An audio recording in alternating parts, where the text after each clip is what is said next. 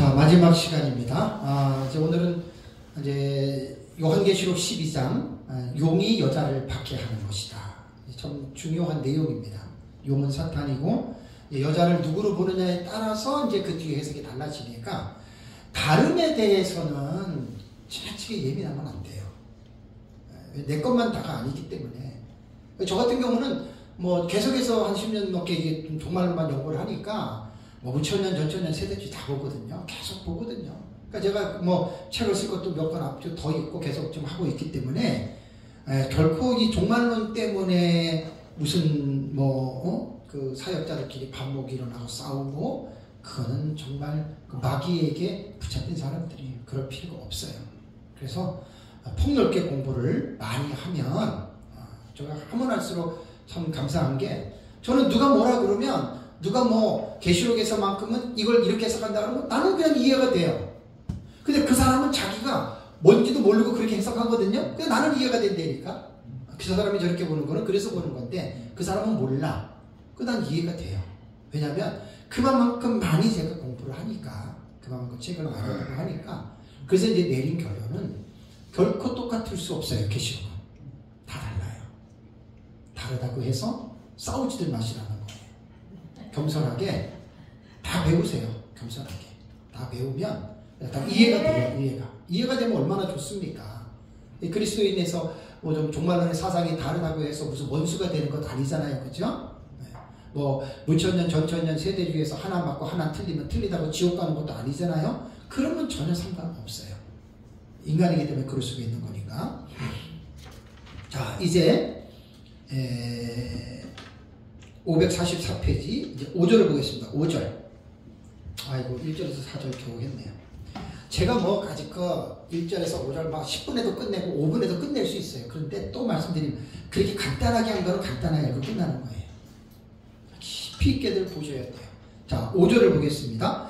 여자가 아들을 낳으니 이는 장차 철장으로 만국을 다스릴 남자라 그 아이를 하나님 앞과 그 보좌 앞으로 올려가더라. 여기 두 가지 사건이 나온다 그랬죠. 한 문맥안에. 자, 여자가 낳은 아들, 우리는 말씀드린 대로 이제 두 증인입니다. 마지막 시대 사역자들, 시사만사천 우리는 이 두 증인으로 보는데 이들이 1260일 동안 계시록 11장 3절을 보면은 사역 기간이 딱 정해져 있어요. 그러니까 이마에 입침을 받고 1260일 동안 사역을 하는데 11장은 제가 2달 전인가 3달 전에 그때 강의했잖아요. 그죠? 그때 보면은 이들이 불사신의 권세를 하나님이 주신다 그랬죠. 그죠? 그래서 두 증인들을 대적하는 자는 죽여버려요. 하나님이. 그래서 건드릴 수가 없어요. 왜냐하면 이것은 하나님의 특별한 섭리 가운데에 하나님이 그렇게 하는데 그래서 여자가 아들 낳았다는 우리 이제 두 증인들의 사역으로 보고 그 다음에 이는 장차 철장으로 만국을 다스릴 자다. 철장은 시데레오스 랍도스 해서 철로 만든 막대기입니다. 철장은 철로 만든 막대기라고 하는 뜻인데 막대기로 싸움하는데 쇠몽댕이로 가지고 싸우면 누가 이겨요? 말할 것도 없죠. 비교가 안 된다는 거예요. 그러면 여기에서 말하는 마지막 시대의 사역자를 철장 권세를 가진 자다 이렇게 말을 하는 거예요. 여기서 하나 오해하시면 안 될 게 사이비 이단들과 극단적인 종말론자에 빠진 사람들은 이 철장 권세를 상당한 권세로 보고 마치 이 철장 권세를 받으면 완전히 모든 것이 해결되는 거죠. 의미가 그렇잖아요. 철장이니까. 그래서 지금 옛날에 저희 여기서 공부하던 어떤 분 한 분이 그때 이제 꽤 됐죠. 거기 가가지고 철장 권세 받으러 간다고 지금 기도하는 거기 지금 무슨 선교단 때죠 거기가 멸공 막 외치는 데 있잖아요. 네, 멸공 외치는. 예, 거기서 그렇죠. 거기서 파생돼 가지고 무슨 수룹바벨 무슨 뭐 해가지고 그런 그 잔재들 남은 사람들이 요 부근에 어디 있을 거예요? 경북권의 요 부근에. 그 서울역에. 예. 저기 남양동에. 그렇죠. 근데 거기 가가지고 뭐 하냐면 철장 권세 받으려고 지금 기도하고 있는데 그분 받았는지 모르겠습니다. 참 안타까워요. 그러니까 철장 권세를 받으면 마치 그걸 가지고 막 자기가 모든 마음대로 권세를 행해가지고 자기가 마치 슈퍼맨이 되는 것처럼 그 이단과 사이비들은 성경을 그렇게 풀어버려요. 막 두중인이 되면은 마치 막 두중인의 이슬 같은 성령을 받아서 두중인이 되면은 그때는 완전히 막 모든 게 그냥 자기의 신세가 완전히 막 변해가지고 뭐 그냥 막 부귀영화가 다 자기한테 굴러 들어오고 좀 불쌍한 사람들이에요. 거기에 빠지는 거예요. 목회자들이 성경의 지식 없는 사람들이 그런데 미혹이 돼서 지금은 여러분들이 목회가 안 돼가지고 힘들지만 이슬 말세의 요엘에서의 이슬 성령을 받아서 거기서 여러분들이 두중인이 되면 그때는 여러분들 팔자가 핍니다. 아멘 하면 소리를 지르는데 좀 불쌍해 죽겠어요. 두중인은 그런 사람들이 아닙니다. 마지막 시대 하나님의 사역자들로서 1260일 사역을 마치고 100% 다 죽습니다. 순교당합니다. 제대로 알고 두중인을 사모하세요. 순교당합니다. 그리고 두중인들이 출연하기 전에 그 여자가 아이를 위해서 얼마나 상고로 부르짖는다 그랬어요. 그 두중인 아무나 되는 것도 아니에요. 말할 수 없는 고난과 연단을 거쳐야 돼요. 사역자들이. 참 성경을 제대로 알고들 해석들을 하셔야 돼요. 그래서 여기에서는 해석을 분명하게 해야 되잖아요. 그럼 두중인들이 철장 권세를 가지고 언제 어디서 이것을 행했습니까? 이거 밝혀내야 돼요. 이게 어디냐면은 19장에 아마겟돈 전쟁에 백마를 탄 그리스도 뒤에 백마 탄 군대들 나오죠. 이게 두중인들이에요. 환난 중에 부활한 첫째 부활자들의 한 그룹이거든요. 그래서 그들이 올 때 그들은 부활체잖아요. 입에 나오는 검으로 아마겟돈을 물리치는 이게 철장 권세지 뭐예요. 또 하나 천년 왕국에서 첫째 부활자들은 그리스도와 함께 왕노릇하지요. 이게 왕권자예요. 여기서 더 이상 없어요. 뭐가? 근데 사이비단들 종말론자들은 이 출장 권세를 받으면 마치 자기의 팔자가 펴가지고 여러분들 지금 목회 안 돼서 고생하는데 그 눈물 흘러가는 그거 다 닦아주고 뭐 돈을 갖다 주고 저 정신 나간 사람들이에요. 거기에 또 목사들이 아멘하고 박수를 치는 거 보면 너무너무 안타까워요. 두중인 그런 사람들 아니에요. 그 물질에 욕심이 있어가지고 뭐 명예에 욕심이 있어 그런 사람들 아니에요. 두중인들은 정직하고 진실한 자들이고 겸손한 자들이에요. 네? 헛된 호황들이 없는 사람들이에요. 정말 진실한 사람들이 두중인 되지. 네? 거짓말이나 하고 못된 짓이나 하는 목사들이 무슨 두중인이 됩니까? 기도 많이 한다고 두중인 되는 줄 아세요? 뭐 은사가 많다고 두중인 되는 줄 아세요? 아닙니다. 전부 그 아주 말도 안 되는 해석들을 하는 사람들. 그 친구가 그 목사가 김정윤이에요. 김정윤. 아 그래요. 그런 사람들은 뭐 제가 알 필요도 없고 어쨌든 그렇습니다. 자, 그러면 아들의 승천 이 사건 하나는 이렇게 해석하고 두 번째 사건이 뭐냐면 그 아이를 하나님 앞과 그 보좌 앞으로 올려가더라. 여자를 마리아로 해석한 사람은 아들이 예수 그리스도고 여기 아들이 올라갔다라고 하는 말은 예수님 승천으로 그러니까 깨끗하게 그게 끝나는 거예요. 그 뭐라 할 필요 하나도 없어요. 논리적으로는 그것도 말이 맞잖아요. 그럼 그렇게 보라고 하고 우리는 그게 그럼 우리도 뭔가 깨끗하게 우리가 해석을 해야 될 거 아니에요. 그렇죠? 네? 그럼 우리의 해석은 요한계시록 안에서 해석을 한단 말이에요. 여기서 아들이 승천했다라고 하는 말은 무천년주의자들은 요한계시록을 벗어나서 마태복음, 마가복음, 누가복음, 요한복음, 사복음서로 가서 승천을 보잖아요. 그죠? 우리는 이 계시록 안에서 이 승천이 나와요. 자, 그것이 어디입니까? 그것이 어디냐면 11장을 보세요. 계시록 11장 12절. 계시록 11장은 두중인 장이잖아요. 12절을 보면 하늘로부터 큰 음성이 있어 이리로 올라오라 함을 그들이 듣고 구름을 타고 하늘로 올라가니 이게 하늘로 하나님 보좌 앞으로 올라간 겁니다. 자, 이전에 뭐가 나오냐면 두중인들이 1260일의 사역을 마치고 다 죽지요. 순교당하지요. 3일 반 만에 다시 살아나지요. 그것이 첫째 부활입니다. 해 아나스타시스 해 프로테 This is the first resurrection입니다. 이것이 첫째 부활이다. 두중인들의 부활을 이 본문을 우리는 첫째 부활의 본문으로 봅니다. 그래서 두중인들이 사역을 마치고 하늘로 하나님 보좌 앞으로 올라갔다. 그러면 이들이 하나님 보좌 앞으로 올라간 그것이 어디냐? 그 계시록에 나와요. 14장 1절을 보세요. 14장 1절을 보면 나오잖아요. 그죠? 네? 성경 안에서 우리는 성경을 풀어가는 거예요. 계시록 14장 1절을 보면 또 내가 보니 어린 양이 시온에 섰고 그와 함께 14만 4천이 서 있는데 그들의 이마에는 어린 양 이름과 같이 가는 14만 4천이 하늘의 시온산 천국이란 말이에요. 그럼 이제 조금 전에 제가 말씀드린 대로 이해력이 부족하고 고집이 센 사람들은 왜 14만 4천이 두 중이냐 이렇게 얘기를 하거든요. 따져요. 그럼 제가 그 계시록의 전반적인 지식을 말했잖아요. 14만 4천 그 무천년주의자들이 그래요. 14만 4천이 구원받은 자래. 그러면 어떻게 14만 4천이 구원받은 자로만 해석이 됩니까? 리처드 도군 같은 경우는 유대인의 마지막 메시아 군대로도 보고 그런 세계적인 계시록 대가들도 다 이렇게 보는 해석들이 가장 각색인데 어떻게 당신들은 14만 4천이 구원받은 자들만 모두 딱 박아놓고 그것이 안 맞으면 14만 4천 우리 두 중으로 보는데 그 이상하다 왜 그런 말 하냐는 말이에요. 제가 말씀드리면 그렇게 하지 말자는 거예요. 무식하게 하나만 알고 그거 하나만이 마치 다인 것처럼. 그러니까 이제 그런 사람들하고는 대화가 안 됩니다. 거기에 인격적인 장애까지 있는 분들은 난폭하게 같은 목사도 공격합니다. 낙인을 찍고 정죄하고 그 인격 장애가 가진 목사들이 그렇게 하는 거예요. 자기와 해석이 다르다고 그렇게 이제 상대방을 공격하는 거예요. 그 사람 회개해야 됩니다. 저는 계시록 연구를 하면서 많은 사람들이 보는 다양한 그 해석들을 저는 갖고 있고 제 책에만 해도 그 다양한 해석들을 거의 다 실어놨잖아요. 그죠? 제 책에. 네? 거의 다 실어놨잖아요. 뭐 이렇게 보는 제가 내 것만 옳다고 제가 하겠어요?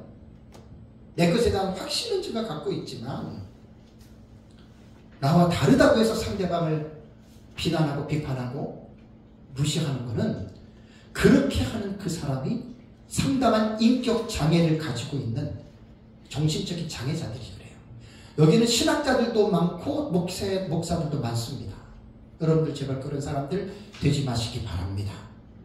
나와 해석이 달라도 이단이 아닌 이상에는 넓게 수용할 줄 알고 왜 저 사람이 저렇게 해석하지를 여러분 이해하셔야 됩니다. 그거는 아무나 그렇게 이해 못합니다.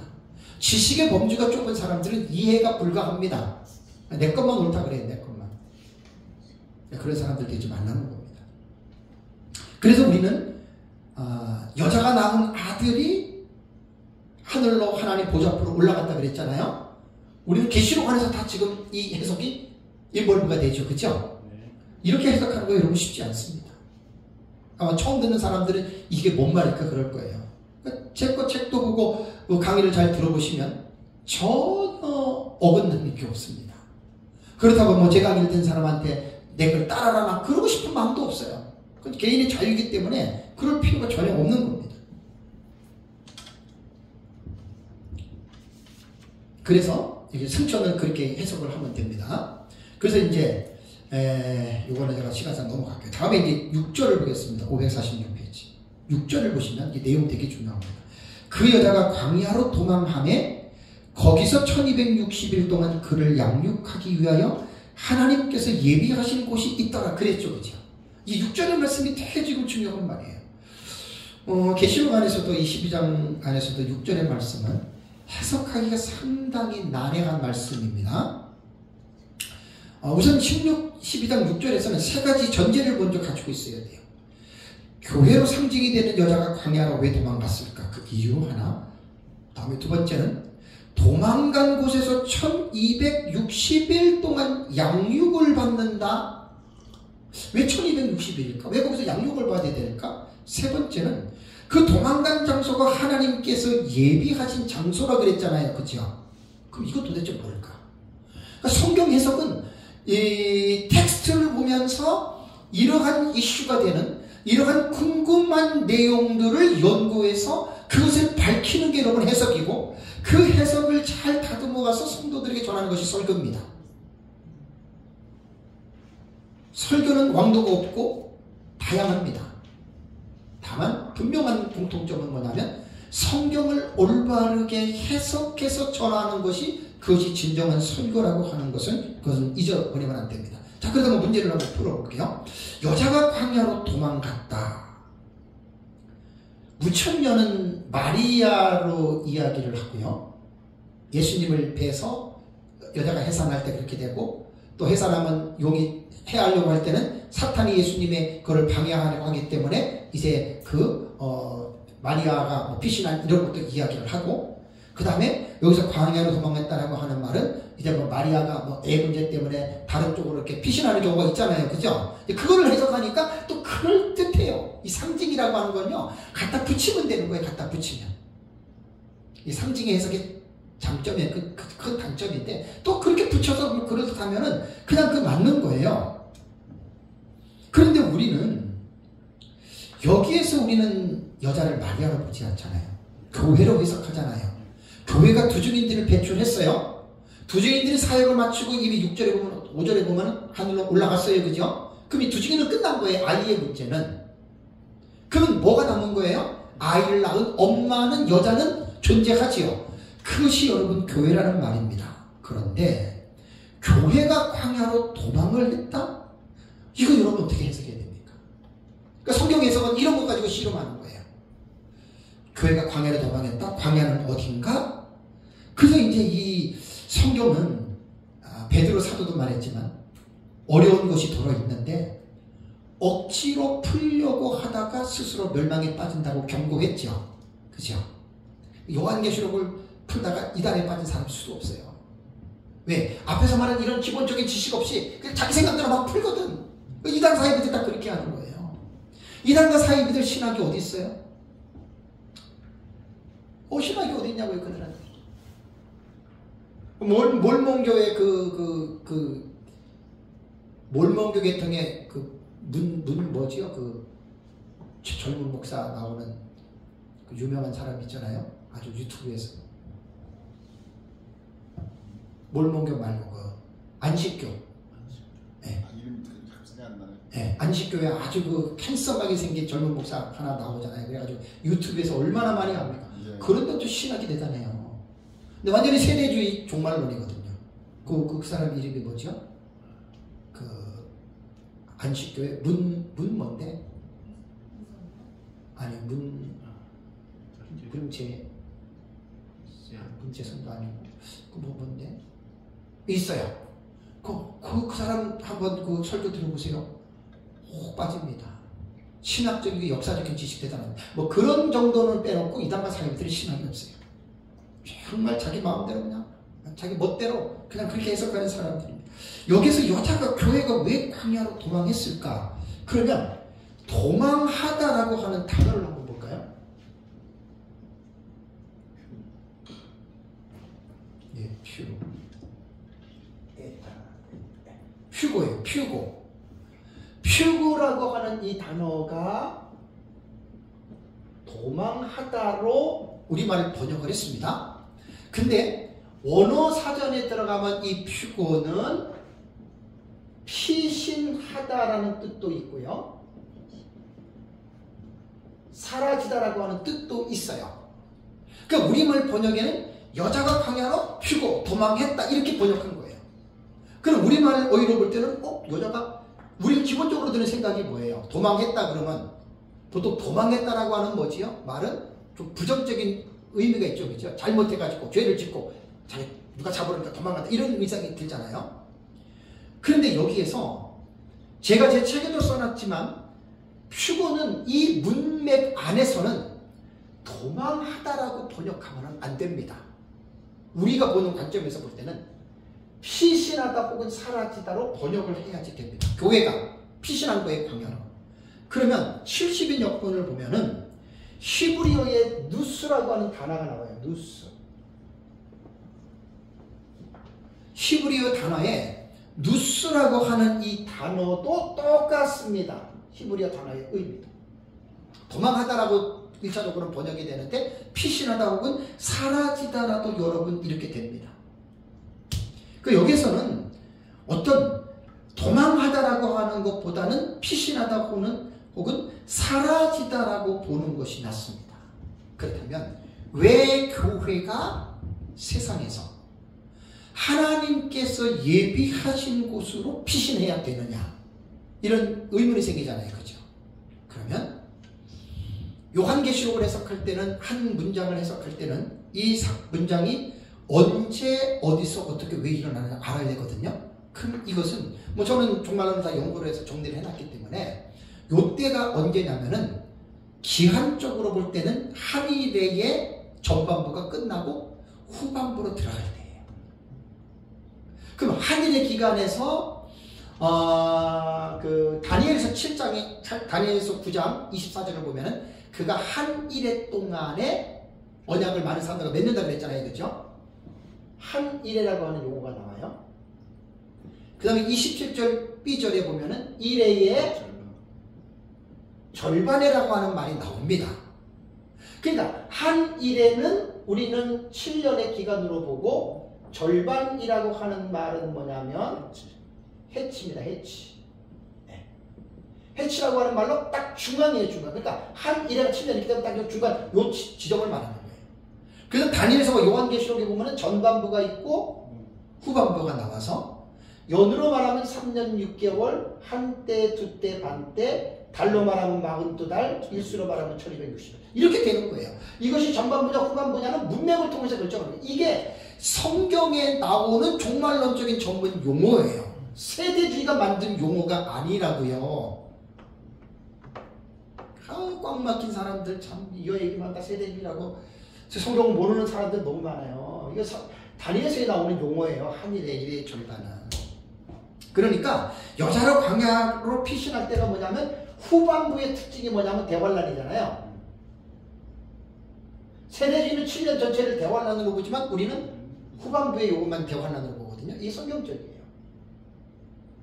대환란이 이루어질 때 지금 여자는 교회잖아요. 그죠?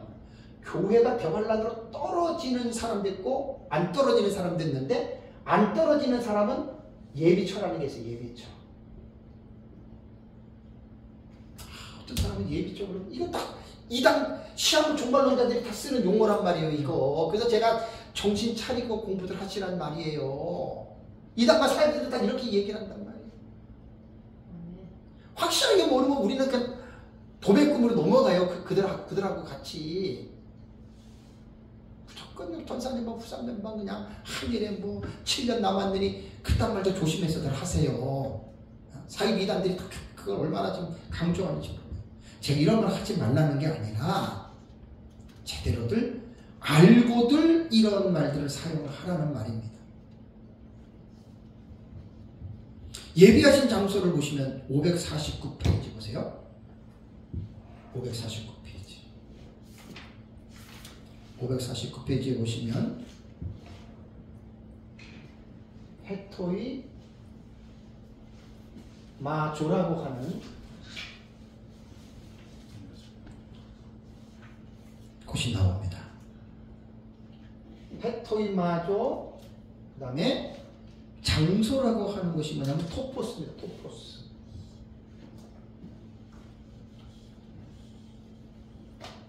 해토이 마조, 토포스예요. 요 해토이 마조, 토포스라고 하는 요 단어가 예비처입니다. 예비처. 예비처입니다. 거기 549페이지 보면 월터 바우어의 그 원어 사전에 들어가면 해토이 마조하고 이 토포스 있잖아요. 토포스. 토포스가 장소예요. 플레이스인데 월터 바우저는 이 단어를 토포스를 어떻게 해석하냐면 본래 주변 공간으로부터 구별되는 공간이에요. 구별되는 어떤 부분의 공간을 의미한다고 이렇게 원어 사전적 정의를 내립니다. 그러면서 이 토포스는 안전한 장소입니다. 안전한 장소. 그러면서 월터 바우저는 뭐라고 얘기했냐면 사람에 의해서 만들어지는 것이 아니라 하나님에 의하여 해토이 마저 준비가 되는 예비하신 그 토포스를 말하는 거예요. 이게 예비처예요. 예비처. 예비처라고 하는 용어는 여기서 나온 거예요. 여기서. 그러면 예비처에 대한 해석이 몇 가지일 것 같아요. 제 책에 6가지는 나왔는데 뭐 이게 더 많아요. 정말 더 많아요. 요한계시록을 갖다 붙이면 해석이 되니까 더 많아요. 제 책에 보면은 첫 번째는요. 헨드릭슨하고 조지 레드하고 이강국 목사님은 뭐라고 얘기하냐면 예비처가 지상의 교회다. 이게 상징적 해석이죠. 그죠? 우리 교회가 지금 하나님의 예비처다. 뭐 틀리다고는 말할 수는 없어요. 그죠? 왜? 교회 자체가 하나님의 어떤 공동체이기 때문에 하나님께서 그것을 통치하는 기관이기 때문에 교회를 여러분 볼 수 있는 거예요. 여기서 교회는 유형교회를 말하는 게 아닙니다. 무형교회를 말하는 겁니다. 그 다음에 두 번째는 후 3년반 적그리스도의 통치 시기에 택함을 받은 성도들이 보호를 받을 장소. 이게 비도 울픈데 우리도 이겨내를 갖고 있습니다. 정확하죠, 그죠? 아마 비도 울픈은 세대주의일 것 같아요. 세대주의자일 거예요. 다음에 세 번째가 김은교 목사님은 대환란 중에 지상교회가 사탄의 박해를 피하여 특정 장소에서 양육을 받는 장소. 이것도 우리와 같아요. 조영규 목사님은 페트라에서 보호를 받는다. 이렇게 얘기를 했고, 그 다음에 김재준 박사 같은 경우도 상당히 긴 장기간의 상징적인 고난. 이건 우리하고 맞지 않지만 뜻이고, 사실 더 많은데 내가 안 집어넣은 거예요. 이거 다 집어넣다면 책이 너무 많이 볼륨이 커져요. 그 다음에 이제 우리가 보는 것은 이제 여기에서 좀 더 자세하게 우리 민 목사님이 봤던 견해를 제가 집어넣었죠. 후 3년반 예비처는 전 3년반 5개월 전에 첫째 화인 5번째 나팔 황충막 있잖아요. 이 믿음의 시련인 이곳에서 이긴 자가 여기 들어간다. 이게 가장 정확한 해석이에요. 그런데 14절을 잠깐 가보세요. 14절을 가보시면 14절에는 내용이 이 14절과 이 6절 있잖아요. 이거는요. 14절을 보시면 그 여자가 큰 독수리의 두 날개를 받아 광야 자기 곳으로 날아가 거기서 그 뱀의 낯을 피하여 한때 두때 반때 양육받는다고 했죠. 이게 지금 6절하고 같은 내용이에요. 같은 내용. 여자가 광야로 피신해서 하나님께서 양육하기 위하여 예비하신 그곳에 들어간 게 14절 똑같은 내용이에요. 이거를 문법적으로 뭐라 그러냐면 관계절이에요. 관계절. 4절, 6절과 14절은 관계가 있는 절이라는 말이에요. 똑같은 내용이에요. 다만 표현을 다르게 하는 것밖에 없는 거예요. 여기서 14절에서는 여자가 큰 독수리의 두 날개를 받아 광야 자기 곳으로 날아가 거기서 광야 자기 곳 그랬죠. 그죠? 여기 곳이라고 하는 것도 토포스입니다. 장소가. 월터바우에 말하면 주변 공간으로부터 구별된 안전한 장소. 이게 예비처라는 말이에요. 근데 여기에 보면은 자기라고 하는 말이 있죠. 자기. 그 자기라고 하는 말이 뭘까? 14절에 자기라고 하는 말은 헬라어 이게 대명사 아우토스입니다. 아우토스. 아우토스예요. 이게 아우토스라고 하는 뜻이 뭐냐면 그는 혹은 그것 혹은 자신 혹은 바로 그 이런 뜻으로 사용이 되는 거예요. 그러니까 14절에 광야 자기 곳으로 라고 하는 이 말은 광야 자기 곳으로 두 날개를 받아 광야의 자기 곳이라고 하는 말은 바로 그 곳이라고. 바로 그 아우토스가 바로 그 토포스 장소다. 그럼 이 장소는 6절에서 말한 예비처럼 다른 장소가 아니고 어떻게 해요? 똑같은 장소예요. 그러니까 하나님 자신이 자기 자신을 위해서 곧 초대의 교회가 대환란에 보호받을 수 있는 준비처 그 장소. 자기 자신을 위해서 준비한 거예요. 왜? 성도들을 위해서. 미리 하나님께서 예비하신, 준비하신 그 장소라고 여러분 보는 겁니다. 이게 지금 그런 뜻을 말하는 거예요. 그래서 우리는 여기에서 하나님께서 미리 예비하신 그 장소가 그러면 12장 6절과 14절에 말한 것으로만 끝나는가? 우리는 놀랍게도 요한계시록 안에서 이 장소를 발견하죠. 그게 7장에 신옷 입은 큰 무리가 들어가 있는 그 장소를 우리는 예비처럼 보는 거예요.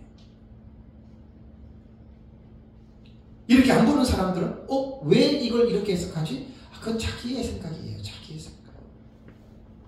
예비처도 제가 다 강의를 했고 제 책을 보면 제 해석들을 보세요. 제 해석. 한 가지의 사건을 놓고 해석하는 그 종류들을 보시라고요. 누구께 모르냐. 내 것만 옳다 그렇게 말하면 안 돼요. 다들 배워두세요. 우리는 우리가 해석하는 것들이 요한계시록 안에서 정말로 철저하게 이것이 한번 연결이 되잖아요, 여러분. 여러분, 이게 신기한 거예요, 사실 따지고 보면. 막 주먹구구식으로 그냥, 막 이 말했다, 저 말했다, 그냥, 이게 딱 정리해보면 맞지도 않아. 근데 자기도 말하는 사람 자신도 맞는지 틀리는지를 모르고들 말하는 거예요, 요한계시록. 일관성도 없고. 그건 어쩔 수가 없어요. 그래서 흰옷 입은 큰 무리는 대체적으로 사람들이 알고 있는 경우는 그 천국으로 보거든요. 근데 이제 흰옷 입은 큰 무리는 7장 9절에서 10절까지죠. 그 본문을 제 책을 보면 주의를 잘 해놨습니다. 지난주에 저희 교회에서 설교한 내용을 보면은 흰옷 입은 큰 무리의 환상은 하늘과 땅 두 장소를 교차적으로 사도 요한이 보고 있는 거예요. 그 문장을 잘 해석들 하셔야 돼요. 그 해석 잘못하면 큰일 나요. 그게 다 천국을 말하는 게 아니에요. 천국의 모습도 있고 이 땅의 예비처의 모습도 있다라고 하는 사실을 여러분들이 꼭 기억을 해야 됩니다. 그러면 이제 여자가 광야의 자기 곳으로 돌아가서 1260일, 하나님 예배하고 1260일, 또 자기 곳으로 가서 한때, 두때, 반때라고 하는 그 기간을 지금 겪는다. 한때, 두때, 반때. 이거 제가 지난번에 다 말씀을 드렸죠, 그죠? 히브리어로 보든지 헬라어로 보든지 한때는 이거는 1년의 기간으로 보면 됩니다. 두때는 2년이 아닙니다. 연들. 이거 아니에요. 복수예요. 해의 복수. 반때는 6개월입니다. 너무들 우기지 마세요. 뭣도 모르고 우기지 마시라고요. 1년, 2년, 3년, 1년, 2년에서 3년, 6개월 이렇게 얘기를 하는데 원래 원문을 볼 때에는 1년과 그 다음에 연들과 그 다음에 6개월이에요. 이 카이로스, 카이로나 뭐 이렇게 될 거예요 아마. 이게 한 해 이렇게 해가지고. 히브리어는 뭐였더라? 그때 제가 히브리어를 할 때 히브리어도 마찬가지예요. 그렇게 지금 다 되는 거예요 지금 이게. 그러면 때들이라고 하는 두때. 이 때들이란 말이에요. 때들, 연들, 때들. 복수예요, 복수. 우리는 이 복수를 2년으로 본단 말이에요. 그럼 2년으로 보면 틀리냐 맞느냐? 말할 수 없어요, 이것도. 왜냐하면 복수기 때문에 10년도 되고 100년도 되고 1000년도 되잖아요. 근데 우리는 2년으로 틀린 거 아니에요. 그래서 1년, 2년, 6개월에서 3년, 6개월로 우리는 보는 겁니다. 정확하게 알고들 말을 하시라는 얘기예요. 1260일이 바로 연으로 말하면 3년 6개월이잖아요. 그죠? 이게 한 일회의 해치 절반으로 나눠서 전반 분야, 후반 분야 이렇게 보는 거예요. 그럼 이게 전반 분야, 후반 분야? 12장 6절과 14절은 후반부에 해당이 되는 후반부. 왜? 이 후반부는 대환란이 일어나야 돼요. 여기서 하나님의 백성들을 예비처럼 하나님이 불러 모은 거예요. 해석이 합리적이잖아요. 네? 합리적이잖아요. 나랑 안 맞는다고? 안 맞으면 안 믿으면 되죠. 안 따르면 되죠. 그런 해석이 합리적이고 신학적으로 뒷받침이 되면 그건 학문적으로 인정이 되는 거예요. 그래서 1260일 동안 양육을 받는다라고 하는 이 말은요. 1260일 동안 양육을 받는다라고 하는 말은 한 일에게 절반의 기간에서 절반의 시점에서 전반부가 아니라 후반부로 본다. 그럼 여기서 이제 전반부 후반부의 이야기는 아까 제가 말씀드린 대로 우리는 한 일회를 보는 이 계시의 한때, 두때, 반때, 42달, 1260일의 계시의 모티브가 어디냐? 이게 다니엘서 9장 24절, 27절이에요. 70일의 계시. 요한계시록을 공부를 하면서 다니엘서를 모른다? 그 요한계시록을 모르는 거예요. 족보도 없이 그냥 나온 거예요. 그런 요한계시록. 요한계시록의 족보는 다니엘서에 나옵니다. 다니엘서. 특히 예수님 재림 직전에 우리 전천년은 종말적 사건으로 보잖아요. 예수님 재림 직전에 그 기간이 70일에서는 정확하게 한 일에다. 그래서 한 일에 대한 계시를 공부를 잘 하셔야 됩니다.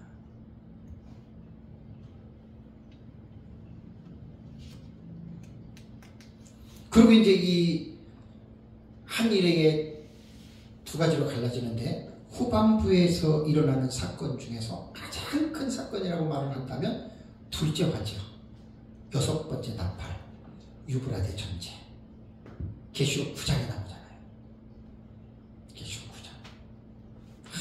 이 사건이, 이게 지금 기가 막힌 사건이에요. 이게 둘째 화가.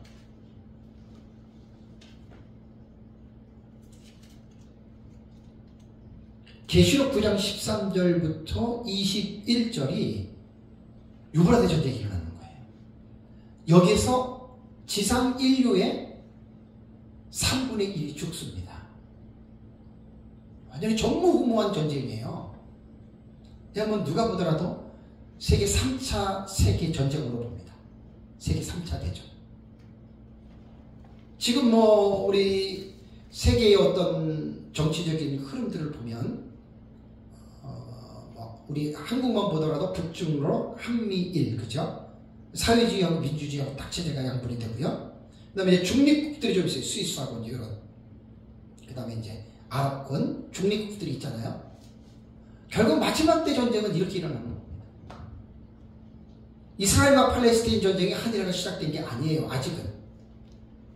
그럴 가능성은 충분히 있어요. 그래서 그런 한 나라의 어떤 전쟁들이 나중에는 전체 나라가 권역별로 뭉쳐가지고 그 전쟁에 힘을 가할 때, 도저히 양보하지 않고 힘을 가할 때, 지금 같은 경우는 이스라엘이 팔레스타인을 무차별 공격을 해도, 뭐 후티 반군이 지금 이제 그 홍해에서 조금 안 좋은 짓을 해도, 시리아, 레바논의 그 헤즈볼라라든가, 그죠? 그 다음에 뭐 이란의 혁명 수비대라든가, 그 다음에 이제 이런 데 있는 나라들이 이제 합심해서 이제 제5차 중동 전쟁이 일어날 것이다. 그러면 이제 세계 3차 대전으로 비화할 가능성이 큽니다. 근데 아직 안 되죠, 그죠? 아직 때가 안 된 거예요. 전쟁 한참 날 때는 막 난리가 났잖아요. 레바논하고 시리아의 헤즈볼라가 막 들어올 것이다. 이란이 막 올 것이다. 막 대단했잖아요, 그죠? 그래가지고 종말론 잘 모르는 사람들, 한일화가 시작이 됐다. 이제 유브라데 전쟁이 일어난다. 막 그 설교들을 많이 했어요. 아니에요.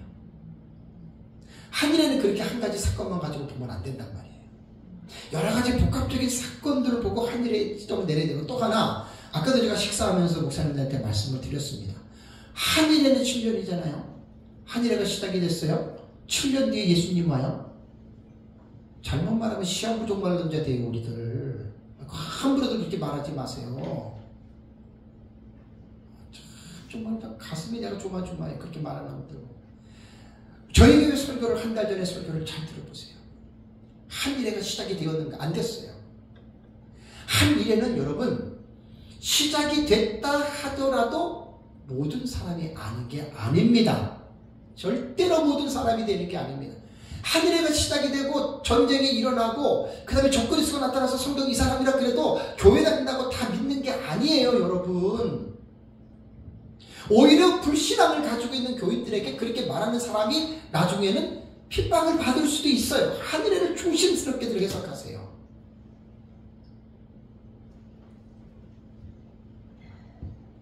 아까들 밥 먹으면서 회장님 얘기를 했잖아요. 한일회가 7년인데 막 간단하지 않느냐. 아니, 조심해서 말해야 돼요, 그렇게.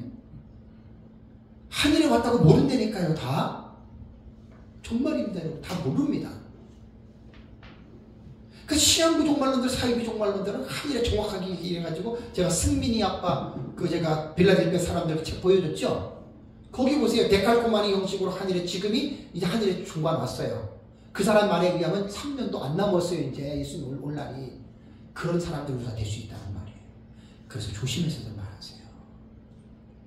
한일에 조심해서들 말하세요. 시한부 종말론자로 걸립니다.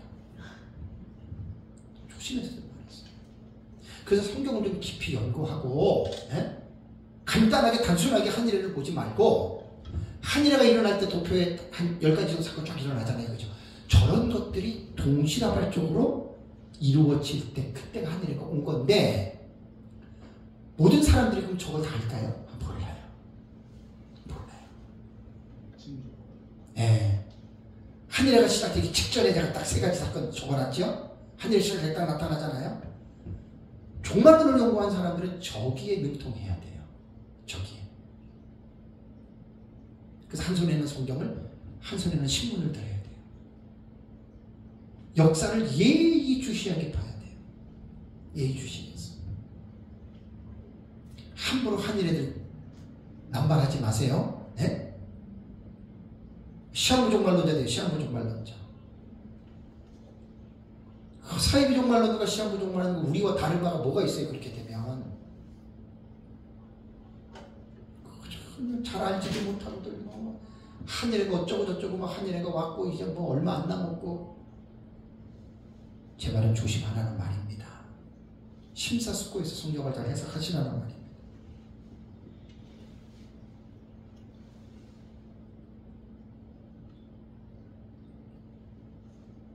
그래서 1260일 이 부분들은 되게 좀 중요한 말씀이고요. 하나님의 예비하신 곳은 제가 조금 전에 말씀을 드린 대로 그렇게 해석을 하고 넘어가겠습니다. 다음에 이제 7절과 9절만 볼게요. 7절과 9절. 자, 하늘에서 일어나는 미가엘과 용의 전쟁이 있죠. 그죠? 자, 이 전쟁을 여러분 주목해야 됩니다. 이 세상에서만 전쟁이 일어나는 게 아니라 하늘에서도 전쟁이 일어납니다. 영적인 존재들이에요. 자, 12장 7절 볼까요? 하늘에 전쟁이 있으니 미가엘과 그의 사자들이 용과 더불어 싸울새 용과 그의 사자들도 싸우니 그랬죠. 그죠? 항상 우리는 성경을 해석할 때 사건으로 규정이 될 때에는 이 사건이 언제 일어나냐를 반드시 설정해야 됩니다. 그리고 텍스트에서 문자로 볼 것이냐 상징으로 볼 것이냐를 결정하셔야 됩니다. 이 두 가지에서 해석이 갈라지는 거예요. 자, 하늘에서 전쟁이 있다. 7절에서 9절까지 전쟁에 대한 내용이 나오는데 하늘이라고 하는 말은 우라노스입니다. 헬라 우라노스 헤브리인데 보통 세 가지 차원의 하늘을 생각해야 됩니다. 첫 번째는 대기권의 하늘이죠. 대기권의 하늘.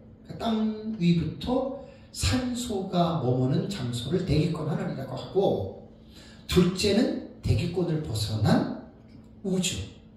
이것이 바로 둘째 하늘입니다. 셋째 하늘은 하나님의 거하시는 곳인 하늘로 보면 됩니다. 이 지상이 아니에요. 그럼 오늘 본문에서는 하늘에서 전쟁이 일어났다. 하나님의 계신 천국은 아니죠. 그죠? 그러면 대기권이냐 아니면 대기권을 벗어난 우주냐, 이건 우리가 몰라요. 상관없어요. 그죠? 대기권이든 대기권을 벗어난 우주인지 모르지만 그 하늘에서 전쟁이 일어나는데 전쟁의 대상이 미카엘과 그 다음에 용입니다. 미카엘이라고 하는 말은요, 헬라어로 미가엘은요 히브리어로 미카엘인데, 요 미카엘이 내가 단어를 거기다가 의미를 설명을 해놨어요. 단어 해석이 참 멋있습니다. 여기 보면은 미카엘입니다.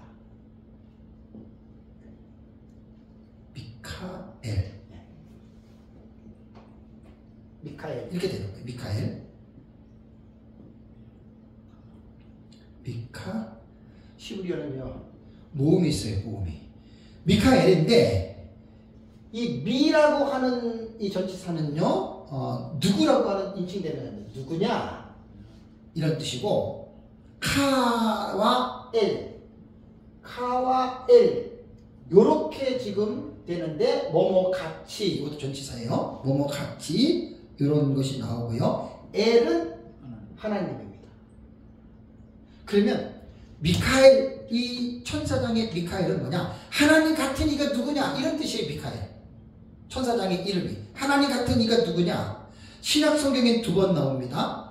유다서에 1번 나오고 요한계시록 본문에 1번 나옵니다. 구약 성경에는 미카엘이 13번 나옵니다. 천사로 나오는 경우가 다니엘서에 3번 나오고 나머지 10번은 여러 사람 이름으로 나타납니다. 구약 성경에. 근데 이 미카엘은 가브리엘과 마찬가지로 하늘의 영적인 존재, 곧 천사장으로 가브리엘에 필적하는 바사군을 대적하는 군주로 이 묘사가 되어 있어요. 그래서 다니엘서 12장 1절에 미가엘을 이스라엘 백성들을 호위하는 큰 군주로 최후의 큰 전투에 하늘의 군대를 이끌고 와서 모든 초자연적인 악의 세력에 대항하는 존재로 지금 말을 하고 있습니다. 천사는 어떤 존재지요? 구원 얻을 우리들을 뭐 하기 위해서? 천사는 구원 받을 성도들을 섬기라고 보낸 하나님의 영이잖아요. 사자들이잖아요. 그죠? 그러니까 천사들이 당연히 이 땅에서 하나님의 백성들이 공경에 청하고 하나님의 백성들이 그 전쟁이 일어날 때 당연히 천사가 가만히 있으면 안 되죠. 그래서 그 천사들 가운데 천사장이 미카엘 천사장이라는 말입니다. 자, 여기서 사자라고 하는 말이 뭐냐면 앙겔로스 천사입니다. 천사들을 말합니다. 그 다음에 두 번째 이 미가엘과 대항하는 대적자가 누구죠? 용입니다. 드라콘. 용이에요. 이건 뭐 괴상한 모습을 가지고 있는 마력을 지니고 있는 짐승으로 이제 사용을 했습니다. 뭐 즉 용뱀, 거인, 그 다음에 물뱀이나 독사를 일컫는 말인데 신약 성경에서는 드라콘이라는 말은 오직 요한계시록에만 썼습니다. 요 용은, 드라콘은, 요 단어를. 그래서 이 단어가 사탄과 동의어가 된 거예요. 드라콘이. 그렇다면 왜 하늘에서 미가엘과 사탄이 싸우느냐? 근데 이게 보통 싸움이 아니에요. 이 싸움에서 다 결정이 나는 거예요. 지금 우리가 살고 있는 공중에 사탄이 지금 본거지가 있어요. 공중에. 그래서 에베소서에 보면은 공중 권세를 잡은 자를 사탄이라고 그랬죠. 그죠? 그러니까 공중 어디인가 사탄이 지금 귀신들과 본거지를 이루고 있다는 거예요. 지금. 요때까지 이루고 있어요. 요때까지. 근데 요때가 딱 일어나면 딱 끝나는 거예요. 네. 그 영적 전쟁이 일어나는 이유와 목적이 있습니다. 왜 이러한 전쟁이 일어날까? 자, 이때가 되잖아요. 거의 예수님 재림이 가까이 온 때입니다. 이게 뭐냐면 하나님이 이제 마귀를 심판하고 마귀의 수하에서 빠져 있는 사람들을 심판할 날이 가까이 왔다는 겁니다. 영적 전쟁이 일어난 이유의 목적에 보시면 됩니다. 그래서 이제 이 하나님의 그때가 가까워 왔기 때문에 하나님께서는 이제는 이 세상의 심판을 앞두고 먼저 선행적으로 하는 일이 공중 권세를 잡은 사탄을 지금 하늘에서 지금 내쫓는 거예요. 내쫓는. 그럼 이 전쟁이 일어나는 시기가 언제일까? 이건 우리가 생각해 봐야 됩니다. 사건이 일어나면 항상 우리가 사건에 대한 그 부분을 알아야 되잖아요. 책에 보면 잘 나와 있어요. 전반부와 후반부가 있죠. 전반부에 5개월 동안에 일어나는 첫째화, 황충화가 있는데 이것은 5개월간 하나님에 의해서 한정된 화지요. 그죠? 요 첫째화가 일어나기 직전에 하늘에서 전쟁이 일어난 걸로 봐야 돼요. 참 이것도 기가 막히게 민 목사님이 보신 거예요. 다 그래요. 그럼 여러분 9장을 볼까요? 9장. 요한계시록 9장을 보십시오. 요 내용이 여기에 나오는 거예요. 자, 9장 1절을 보시면 다섯째 천사가 나팔을 불매 내가 보니 하늘에서 땅에 떨어진 별 하나가 있는데 그가 무적의 여신을 받았다 그랬죠. 그죠? 이거 9장 공부할 때 뭐라 그랬어요? 하늘에서 떨어지는 별 하나를 제가 사탄이라고 했죠. 그죠? 사탄이 땅으로 떨어지면서 무적행의 열쇠를 받았다 이 말입니다. 그리고 2절을 보십시오. 그가 무적행을 여니 구멍에서 큰 화덕의 연기 같은 연기가 올라오며 공기가 그 구멍으로 연기로 말미암아 어두워졌다. 그래서 저 도표에 보면은 첫째와 황충화에 여기에 이게 나오죠. 무적행이 나오죠. 무적행. 여기서 길 올라온 거냐 그려놨죠. 그죠? 황충화가 이렇게 시작이 되는 거예요. 황충화가 시작이 되는 것은 사탄이 하늘에서 떨어져서 무적행을 열므로 인해서 첫째 화가 시작이 되는 거예요. 그러니까 지금 계시록 12장 7절에서 하늘의 전쟁이 첫째와 이루기 직전으로 보시면 되고, 여기에 나타나는 이 사건이 첫째와 황충하 직전에 이렇게 해결이 되는 거예요. 한 별이 무적 열쇠를 갖고 떨어졌다. 무적의 문을 열었다. 연기가 올라온다. 귀신들이 지금 올라오는 거예요. 민목사님한테 배워서 종합적으로 정리하면서 제가 참 감탄을 느끼는 게, 인위적으로 이렇게 해석하라고도 하기 힘들어요. 전체를 딱 이게 맞아들어가요. 계시록 6장부터 19장까지. 그래서 제가 자신 있게 추천하는 거예요. 제가 자신이 없으면 이렇게 안 하지.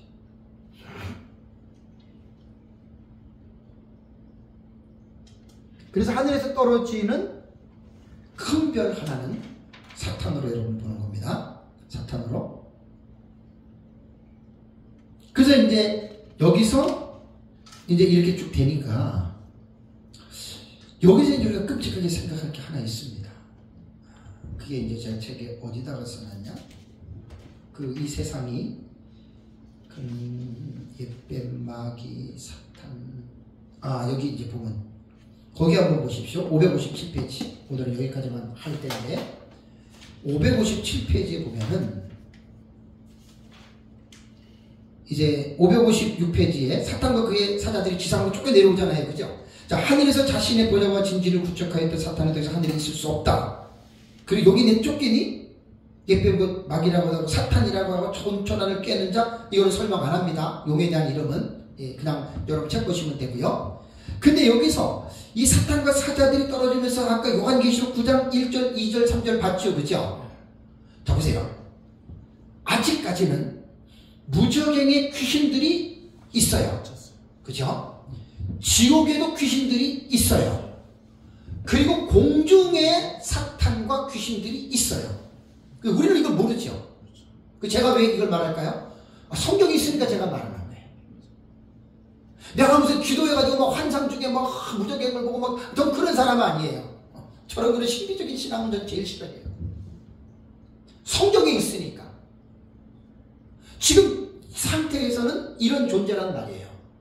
그런데 하늘에가 시작이 돼서 첫째와 황충하가 이루기 직전에 공중에서 전쟁이 일어나는 게 12장 지금 7절과 9절이라고 했어요.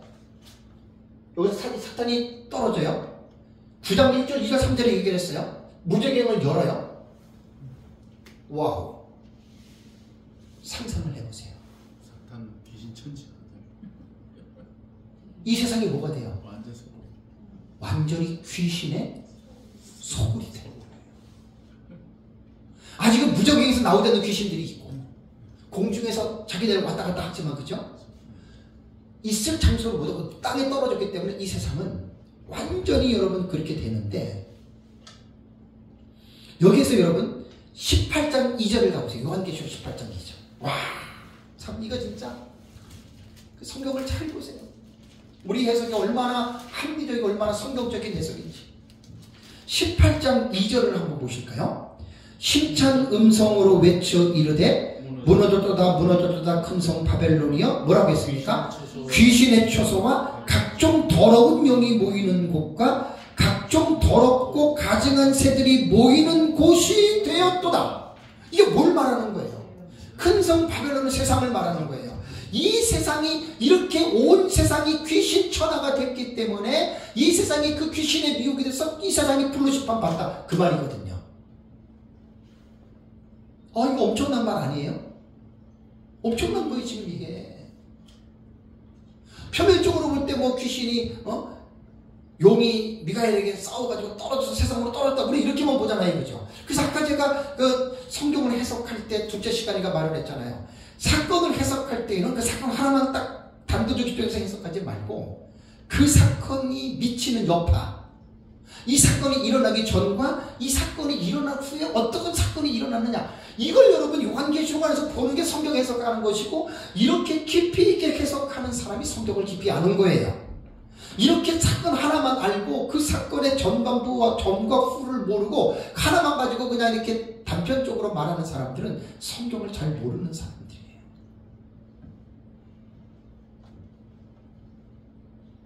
제가 종말론 연구하면서 18장 2절을 볼 때 너무나 내가 소스라치게 놀랐어요. 이 세상이 귀신의 초소가 각종 더러운 영이 모이는 곳과 각종 더럽고 가증한 새들이 모이는 곳이 되었도다. 지금하고는 전혀 다르죠, 그죠? 지금하고는 전혀 다른 거예요. 여러분 끔찍하지 않습니까? 귀신 들린 사람들 눈 보면 되게 무섭죠. 이때 되면요, 거의 세상의 불신자들 모두가요, 완전히 귀신에 사로잡힌다고 생각하면 돼요. 무시무시하게 변합니다.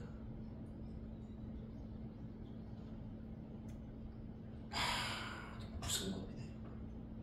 지금은 전혀 모르죠. 왜? 말씀들을 모르니까. 그냥 먹고 살기 좋으니까 그냥 뭐 우리 뭐 예수 믿고 죽으면 천국 우리 이렇게만 생각하잖아요, 그죠? 종말의 관점을 성령의 감동으로 종말에 일어나는 사건들을 여러분 한번 접해보세요. 무섭습니다. 그래서 하나님이 종말론을 계시록을 기록하게 한 거예요. 미리 예언적으로, 묵시적으로, 서신적으로 세 가지 형태를 가지고 요한계시록이 기록했잖아요. 그걸 깨달으라는 거예요. 그래서 귀 있는 자들은 성령이 교회들에게 하시는 말씀을 들어라. 들을 게 있는 자가 듣는 거예요. 항상 지금과 같이 세상이 이렇게 살기 좋을 때가 아닙니다. 그렇게 생각하시면 큰 오산입니다.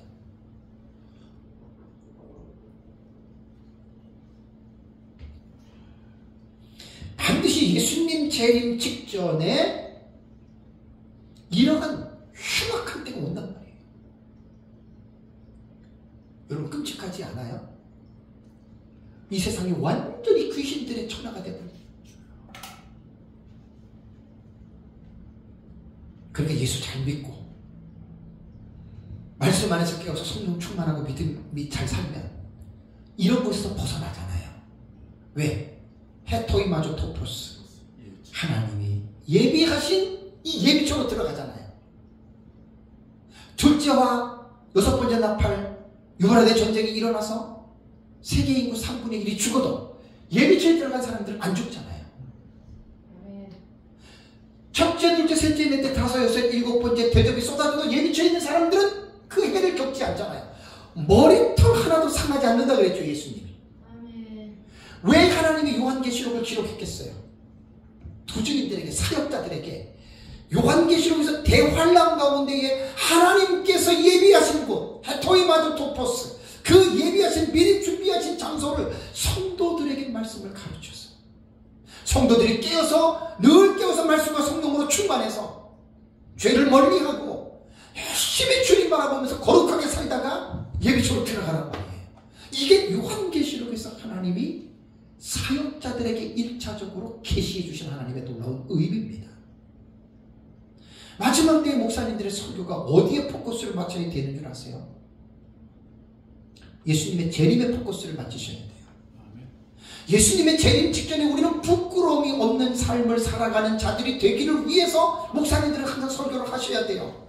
예수 믿으면 잘 먹고 잘 살고 부자 되고 자식들 잘 되고 성공하고 복 받아가지고 뭐 이런 설교들 하지 말고 예수님의 재림이 가까이 오기 때문에 항상 우리는 몸도 마음도 육과 영과 모든 것을 더러움에서 자신을 깨끗하게 하십시오.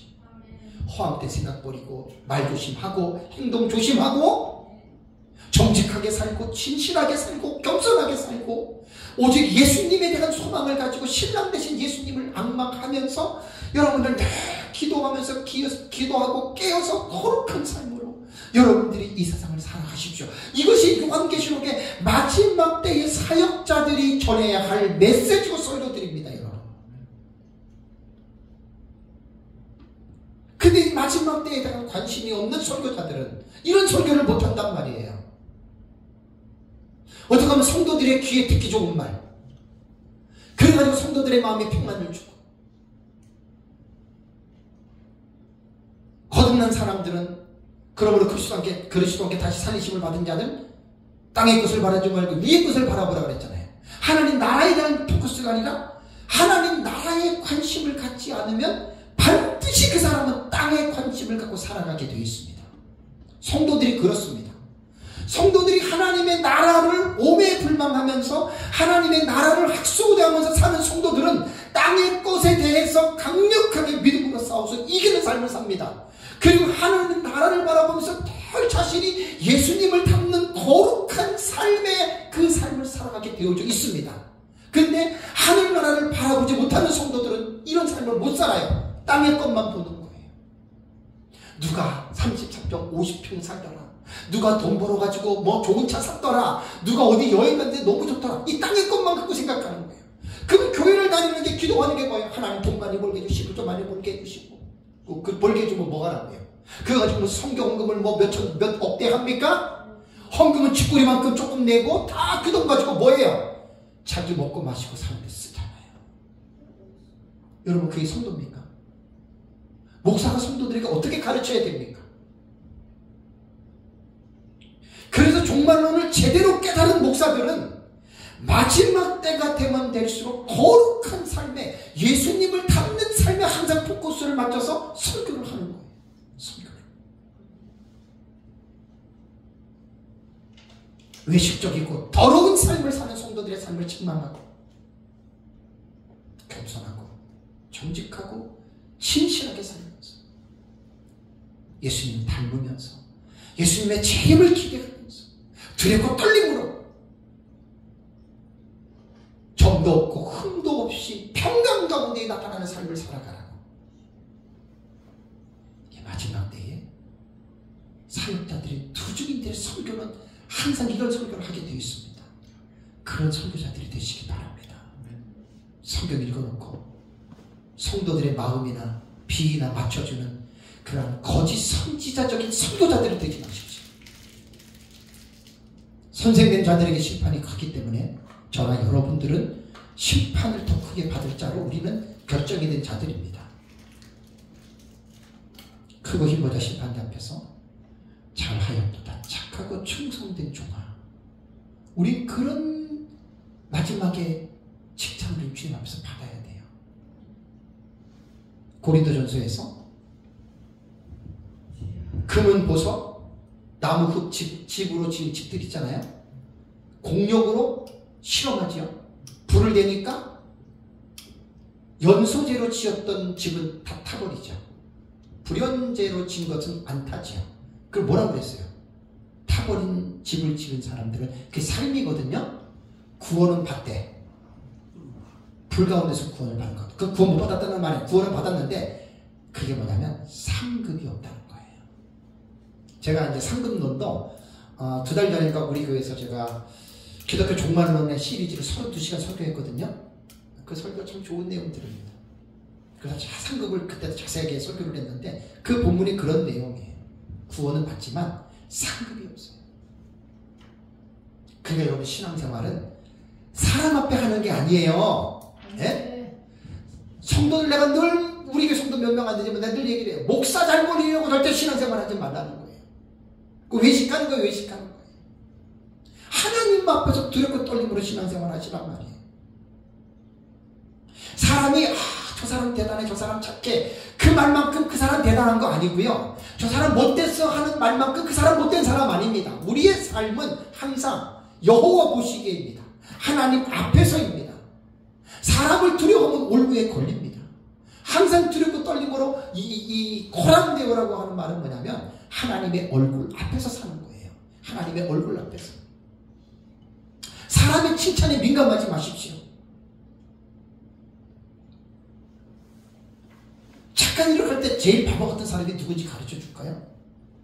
자기 착한 일하고 남을 보는 사람이 제일 바보 같은 멍청이 사람이, 멍청이. 목사들도 많아요. 왜? 마태복음 6장에 저희는 이미 자기 상을 받았잖아요. 다 까발려.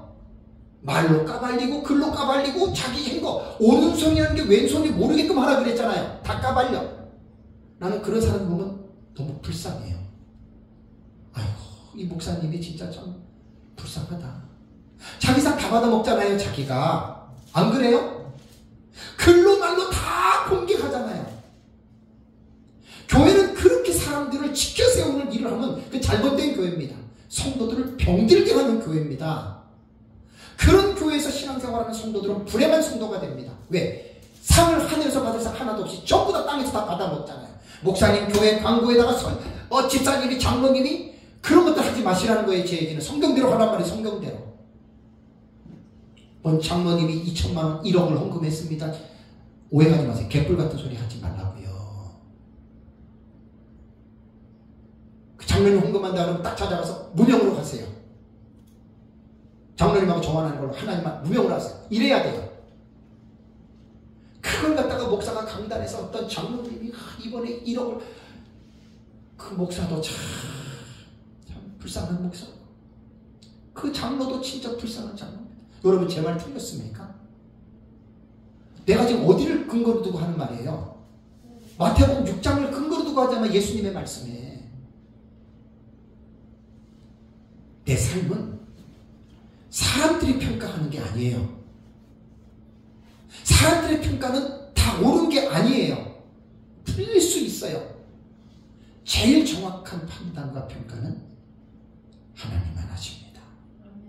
그래서 그 하나님 얼굴 앞에서 저와 여러분들이 남은 삶을 그 하나님을 두렵고 떨리는 마음으로 투증인의 자격처럼 정직하고 진실하게 겸손하게 그렇게 살아가시기를 주님의 이름으로 축복합니다. 네, 이 밤을 강해 맞췄습니다. 우리 함께 기도하겠습니다.